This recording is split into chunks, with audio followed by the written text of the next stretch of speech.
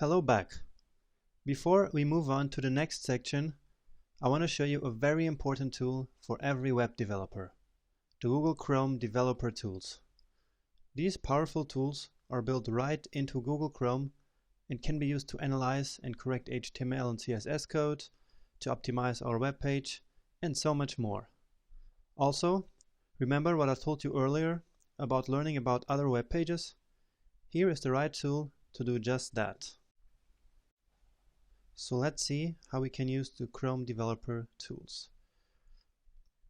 Actually, if I just open the Developer Tools in the window which has a live connection with brackets, which is exactly this one, that connection will get lost.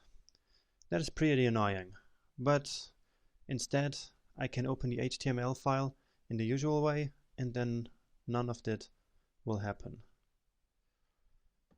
So I'll just open the folder, and here are all the files we created so far, and I will open this with Google Chrome.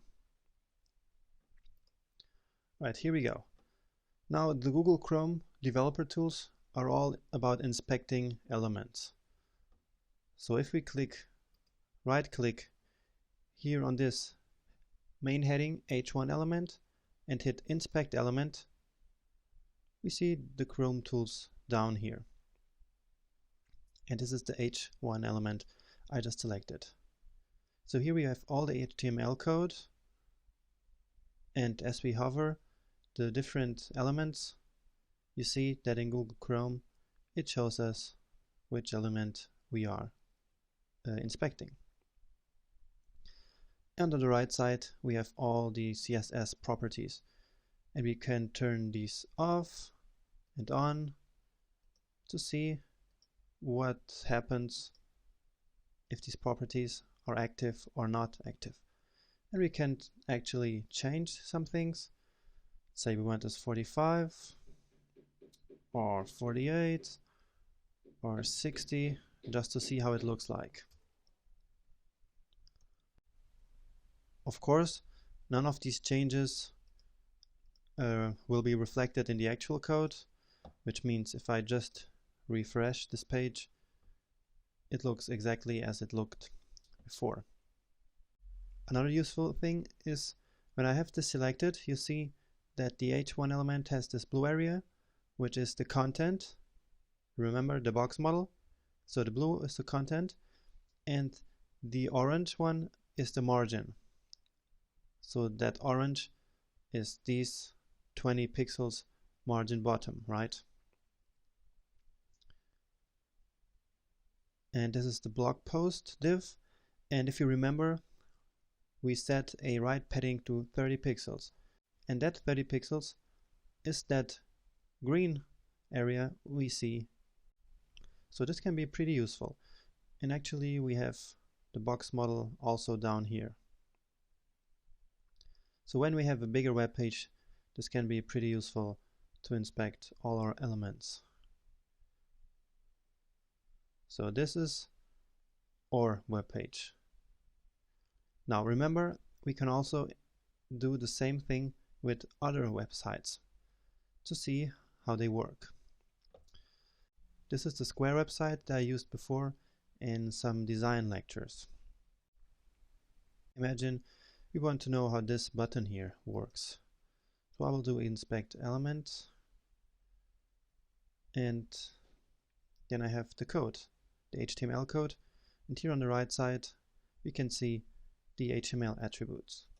So the color, the background color.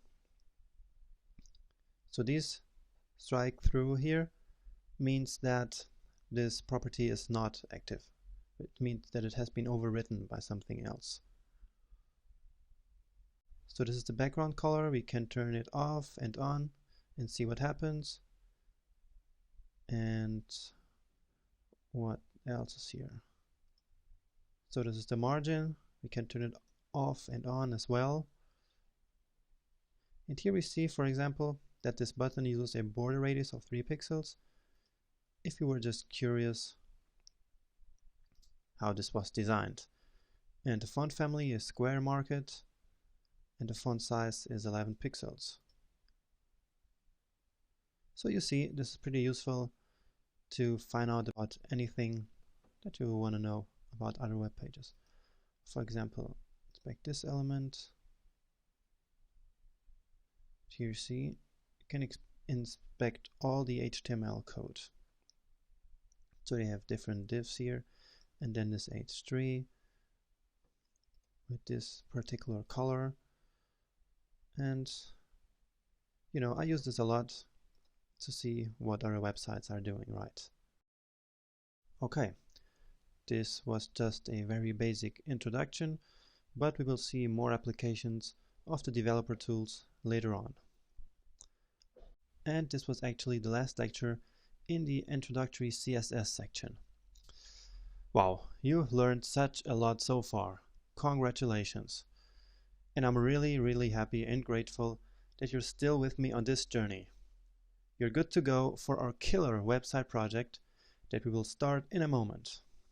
But wait, first I have another nice little quiz for you again.